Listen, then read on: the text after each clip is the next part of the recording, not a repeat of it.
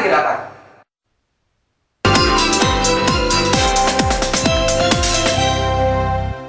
In Fortaleza, hot and humid as always.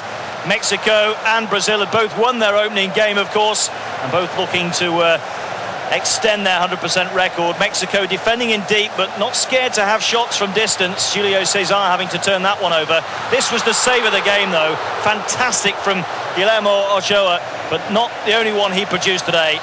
Fabulous how he kept that one out from Neymar. And look at the reaction of the supporters there who felt that it was Brazil 1-0 up. Here's the second. Paulinho this time denied. Quickly smothered by the goalkeeper as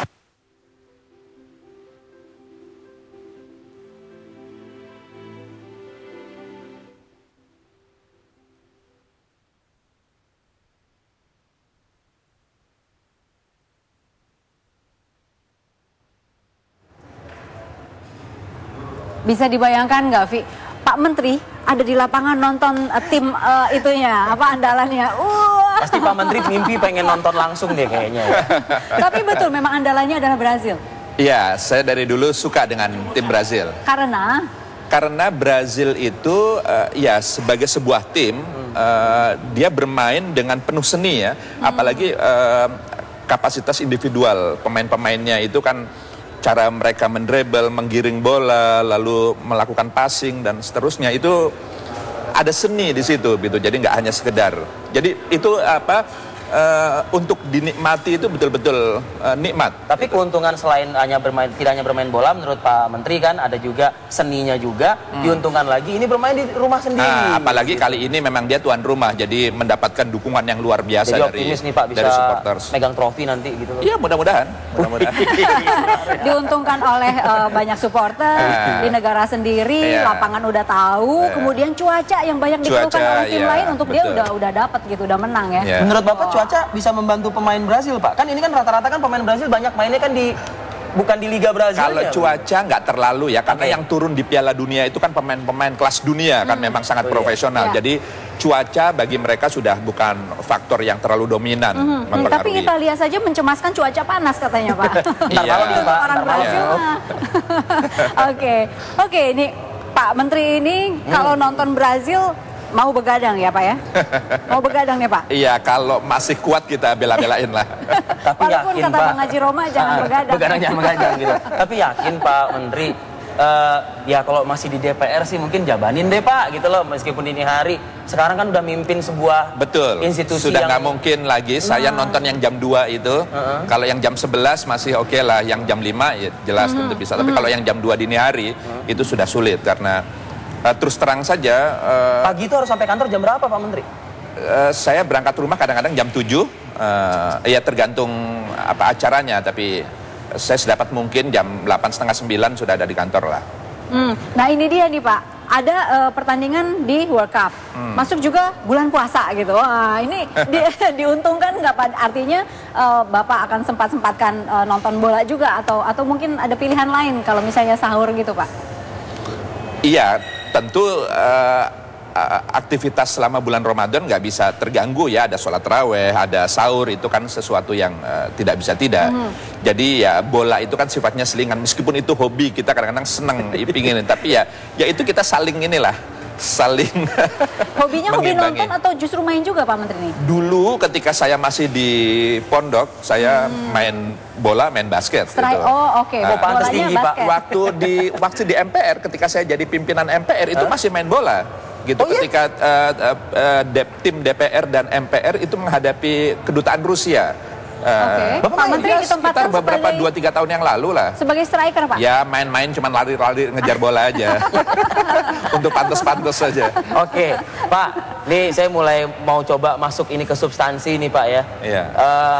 Ya jam terbang sih mungkin nggak kalah lah ya dengan menteri yang sebelumnya begitu kan, Pak Surya Dharma Ali gitu. Tapi lagi-lagi saat ini kan kementerian yang Bapak pimpin ini kan sedang disorot-sorotnya begitu.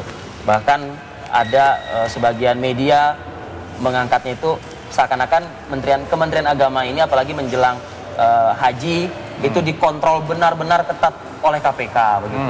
Penjelasan Bapak dong Pak terkait dengan kondisi Kementerian Agama saat ini dan juga PR-PR yang kedepannya harus diselesaikan. Iya, Ya, jadi memang Kementerian Agama ini sebuah kementerian yang berbeda dengan kementerian negara yang lain, begitu ya. Karena memang ini sejarahnya juga sangat spesifik, latar belakang historisnya itu khas, dan kegiatan-kegiatan yang dilakukan oleh Kementerian Agama, misalnya salah satunya itu penyelenggaraan ibadah haji, ini memang kegiatan yang selalu ada dari tahun ke tahun, melibatkan banyak pihak, dan melibatkan dana yang begitu besarnya, puluhan triliun rupiah itu setiap tahun, sehingga kemudian banyak sekali kepentingan yang ada di sana, dan tentu publik menaruh harapan yang luar biasa besarnya agar penyelenggaraan ibadah haji ini selalu ada peningkatan dari tahun ke tahun. Karenanya memang kalau banyak pihak yang menyoroti kegiatan ini menjadi amat sangat maklum, dan kami sebagai pemerintah yang mendapatkan tugas dan tanggung jawab untuk menyelenggarakan kegiatan ini merasa diuntungkan sebenarnya, karena dengan banyak yang menyoroti, yang memantau, yang memonitoring, sehingga kemudian kita diawasi agar selalu on the track, selalu berjalan sesuai dengan aturan dan ketentuan yang berlaku. Memang tidak bisa dipungkiri bahwa ada hal-hal yang memang karena kondisi lapangan menyebabkan terjadinya deviasi, penyimpangan-penyimpangan gitu. Tapi sedapat mungkin kita berharap betul dari tahun ke tahun ada peningkatan, sehingga pada akhirnya kepuasan jamaah itu sendiri yang harus menjadi prioritas utama. Itu dia, Pak. Bapak ini kan masuk ya, melanjutkan PR-PR yang ditinggalkan. Betul. PR yang mungkin juga lumayan berat gitu Pak, harapan masyarakat, jamaah haji, ada perbaikan, sementara menteri yang sebelumnya juga tersangkut kasus ini gitu.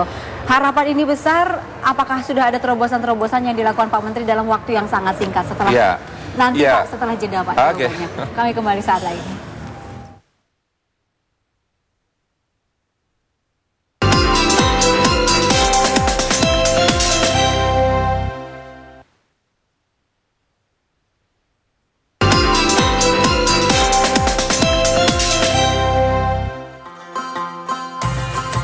Terpilihnya Lukman Hakim Saifuddin menggantikan Surya Dharma Ali sebagai Menteri Agama telah diduga banyak pihak. Politisi P3 ini dianggap pantas menggantikan SDA yang menjadi tersangka kasus pengelolaan dana haji oleh KPK. Setelah dilantik Presiden Susilo Bambang Yudhoyono pada 9 Juni 2014 lalu di Istana Negara, Jakarta, anak mantan Menteri Agama di masa kepemimpinan Bung Karno ini langsung melakukan pembenahan nyata. Meski sesungguhnya jabatan Menteri Agama yang disandangnya efektif hanya 4 bulan, tidak membuat mantan Wakil Ketua MPR ini patah semangat. Lukman langsung mendatangi KPK untuk bersinergi dengan pengurusan penanganan dana haji Kementerian Agama. Bagaimana Kementerian Agama kini di bawah tampuk kepemimpinan Lukman Hakim Saifuddin? Mampukah dalam waktu 4 bulan Lukman Hakim mengurai benang kusut di kementerian yang dipimpinnya? Tim TV One mengabarkan.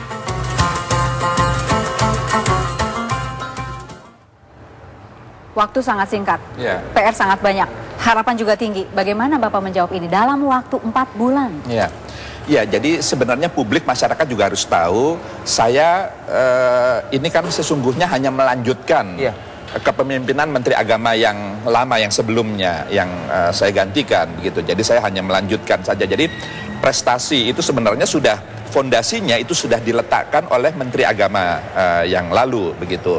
Nah, memang ada beberapa hal yang ke depan saya perlu benahi kalau ada hal-hal yang perlu dibenahi. Misalnya terkait dengan sisa kota. Saya ingin tegaskan bahwa harus ada jaminan haji tahun ini tidak ada lagi sisa kota itu diberikan bagi yang titip-titip itu. Bisa dilakukan. Jadi, itu Pak? Iya, saya harus lakukan itu agar betul-betul yang menggunakan sisa kota adalah yang memang berhak, yaitu calon jamaah haji itu sendiri, sesuai dengan urut kacang begitu. Jadi kalau yang di atasnya berhalangan karena satu dan lain hal misalnya, maka yang berhak mengisi adalah urutan berikutnya. Karena kita memiliki sistem komputerisasi haji yang sudah terpadu begitu. Nah, menjawab yang titipan-titipan banyak institusi juga kepada Kementerian Agama, gimana itu Pak? Ya, justru itu saya harus tegas untuk mengatakan, ya mohon maaf, pemerintah harus memprioritaskan sesuai dengan aturan ketentuan yang berlaku begitu.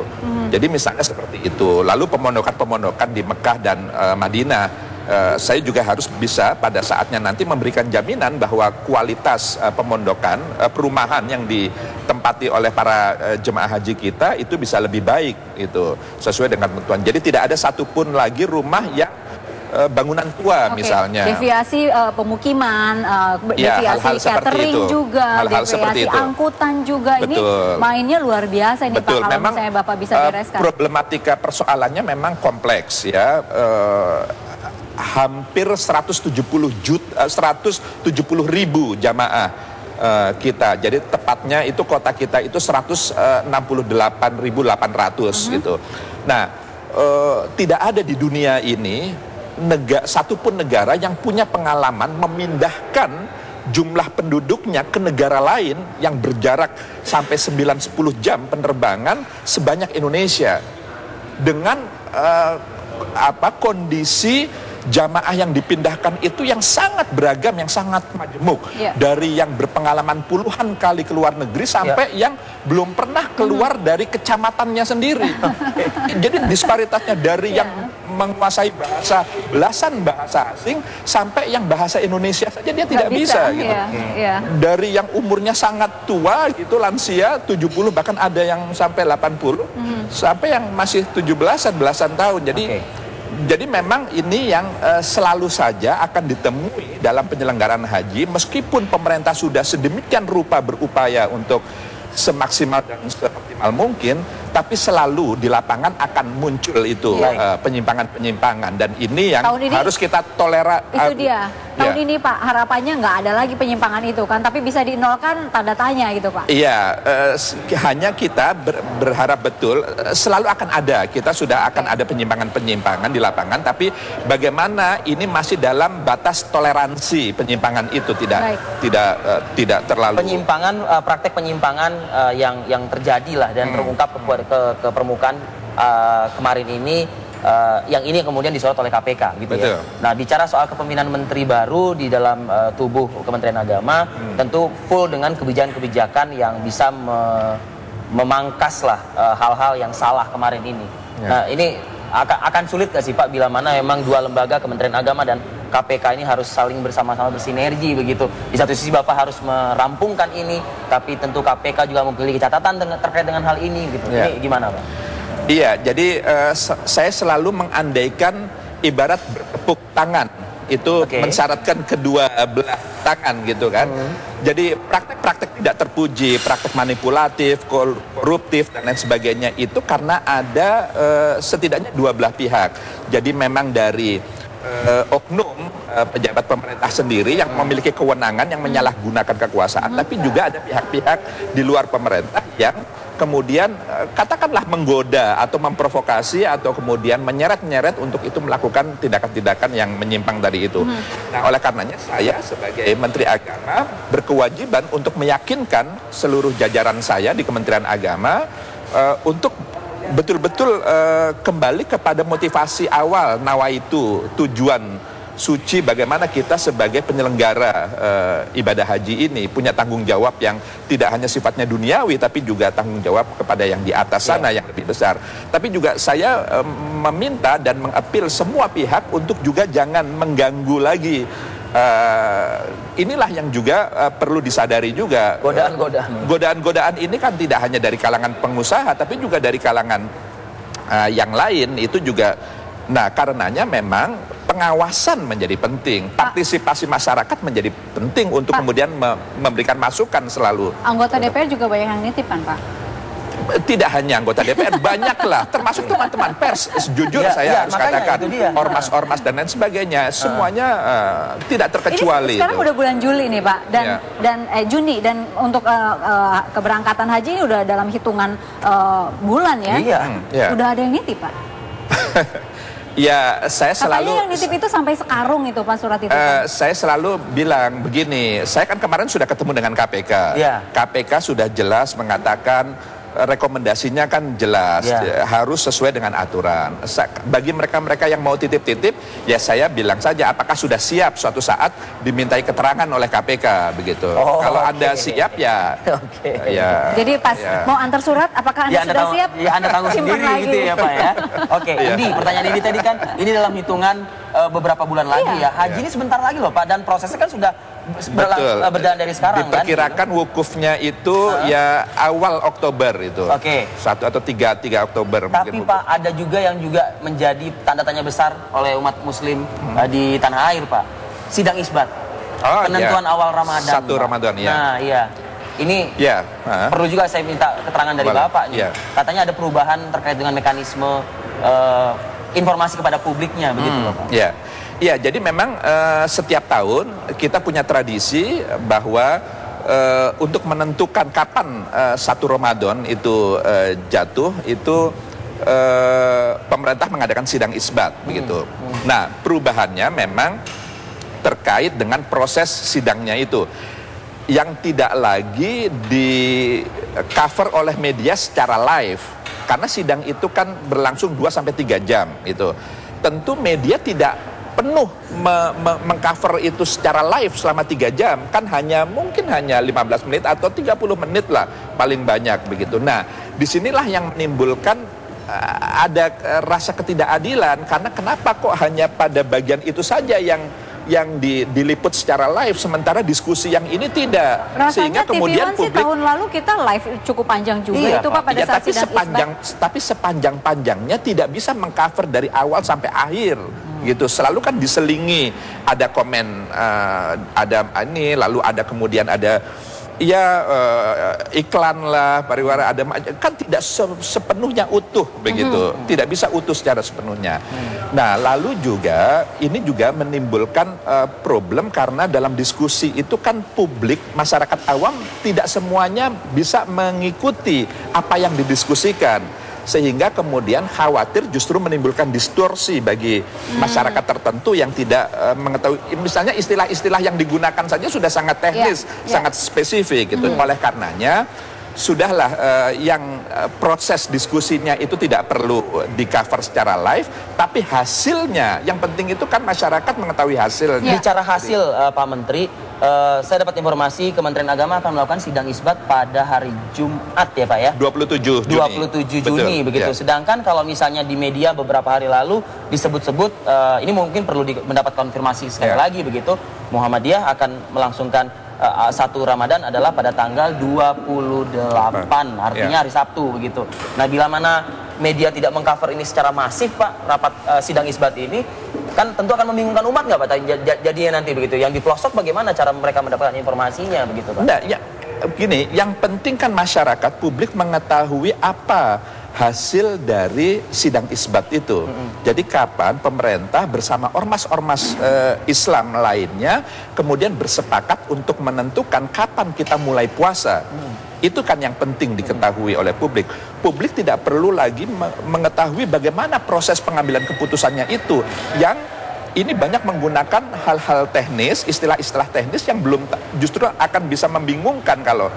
Jadi yang penting hasilnya, dan hasilnya itu ya sekitar jam 7 malam. Ya, sekitar jam 7 malam lah, jam 7, sekitar setengah 8 malam, karena tentu kita harus menunggu ujung barat wilayah Indonesia ya, di Sabang, di Aceh sana terbenamnya matahari. Jadi ya sekitar jam-jam itu, dan menurut saya masih memungkinkan. Banyak pertanyaan dari masyarakat, mungkin ini pertanyaan terakhir Pak. Akankah kita Ramadannya dimulai bersamaan? Wah, impian banget. Akankah kita Idul Fitri bersamaan gitu, karena akan jauh lebih sejuk kalau